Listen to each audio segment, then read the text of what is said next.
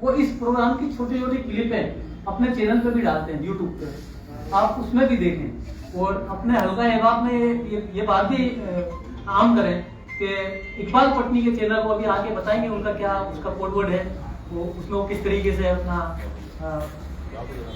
اپنی بات کو رکھتے ہیں. تو اقبال پٹنی صاحب کے چینل کو آپ ضرور دیکھیں. وہ اپنے چینل میں آج کے سیمینار جہاں جہاں گجرات میں احمد آباد میں سیمینار ہوتے ہیں، وہ جہاں جہاں وہ پہنچتے ہیں، جہاں جہاں تک ان کی رسائی رہتی ہے، وہ اپنے خرچے سے جاتے ہیں، وہاں پہنچتے ہیں. بلکہ وہاں کے کچھ لوگوں سے وہ متاثر ہوتے ہیں، کچھ باتیں اچھی لگتی ہیں تو اسے ہدیہ بھی دیتے ہیں. کبھی کسی کو عطر کی باٹلی دے دیتے ہیں، کبھی کسی کو ٹوپی دے دیتے ہیں، اور کبھی کسی کو عصا مبارک دے دیتے ہیں، اور کبھی کسی کو جبہ مبارک دیتے ہیں. اس طرح سے وہ نوازتے بھی دیتے ہیں. میں ان سے گزارش کروں گا کہ تشریف لائیں اور آج کے اس سیمینار پہ آپ کے تاثرات پیش کریں. ٹوپی دے دیتے اچھا لگتا ہے. ٹوپی دے دیتے ہیں، ٹوپی بھی دیتے ہیں، لکڑی دیتے ہیں، ٹوپی بھی دینے لگے.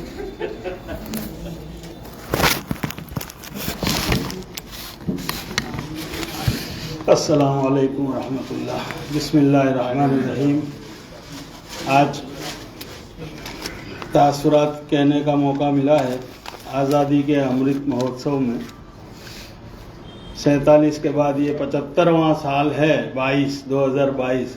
اس لیے پورا سال ایسے امرت مہوتسو ہوتے رہتے ہیں، سب مناتے ہیں. ہندوستان کی حکومت نے اعلان بھی کیا ہے کہ ہر دل میں امرت مہوتسو بس جانا چاہیے. سور مدور سنسکرت کے ہم میزبان ہیں ہریش بھائی. سور مدور سنسکرت، میں اس کا تھوڑا تجزیہ کرنا چاہتا ہوں. سور مطلب آواز، مدھر مانے میٹھی. تو اردو خود میٹھی آواز ہے، جیسا کہ ہمارے ناظم صاحب نے بھی کہا تھا. اور سنسکرت کہتے ہیں تہذیب کو، اور ہندوستان کی تہذیب پر ڈاکہ ڈالا تھا انگریزوں نے، اسی لیے ہمیں آزاد ہونا تھا. ہماری تہذیب کو انہوں نے غلام بنایا تھا، ہمارے انسانوں کو نہیں بنایا، ہمارے دیش کو نہیں بنایا تھا، بلکہ ہماری ہندوستانی تہذیب کو غلام بنایا تھا. اس سے ہم نے آزادی لی ہے. تو آپ کا جو تعاون آج کا میزبانی کا ہے وہ بالکل برحق ہے، اور آپ اس کے لیے مبارکباد دیتا ہوں. میں بہادر شاہ ظفر کا یہاں ذکر ہوا تھا کہیں کسی کے مقالے میں، تو انہوں نے بھی آزادی کی جنگ میں بہت پہلے حصہ لیا، اور انہی کے ناطے سے انہوں کا ایک شعر مجھے یاد آیا. کس کی بنی ہے اس اجڑے دیار میں، لگتا نہیں ہے جی میرا عالم ناپائیدار میں. استقبال ہے حضرت زین العابدین صاحب کا.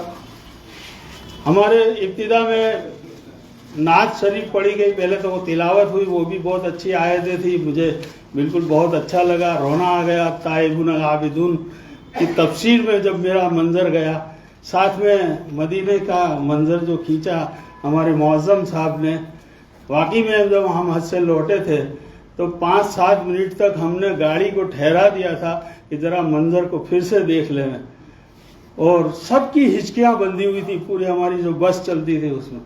تو مدینے کا منظر آج بھی ہمیں یاد رہتا ہے 4 سال کے بعد بھی. اور ساتھ میں انہوں نے یوں بھی کہا کہ ہم مرنا چاہتے ہیں مدینے میں، اور اس پر تبصرہ ہوا کہ لوگ یہاں آ کر کیوں مرتے ہیں، بزرگ، صوفی، اولیاء. میں ایک چھوٹا سا نکتہ بتا دوں کہ ہر ایمان والا، ہر مسلمان جب مرتا ہے، قبر میں جاتا ہے، تو 2 سوال ہوتے ہیں، اور تیسرا ایک دیدار کرایا جاتا ہے. اس کی قبر سے روزے مبارک تک قبر کو کھول دیا جاتا ہے، اور جناب محمد صلی اللہ علیہ وسلم کی تجلی کو دکھایا جاتا ہے کہ دیکھیے کون ہے. بس وہ زیارت کے ہم منتظر ہیں. اگر ہم نے ان کے مطابق زندگی گزاری، پوری اتباع میں گزاری، تو ہم ان کو پہچان لیں گے. بس یہی ہمارا مقصد ہے. اس لیے میں اس کی طرف اشارہ کیا.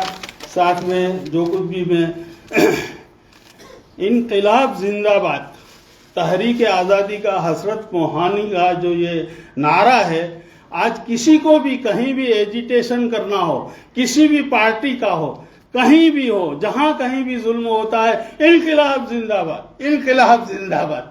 جہاں بھی کوئی سڑک پر جمع ہوتا ہے، یہ 75 साल के बाद भी ये जिंदाबाद का नारा इनकलाब अभी भी जिंदा है हजरत मोहानी साहब का।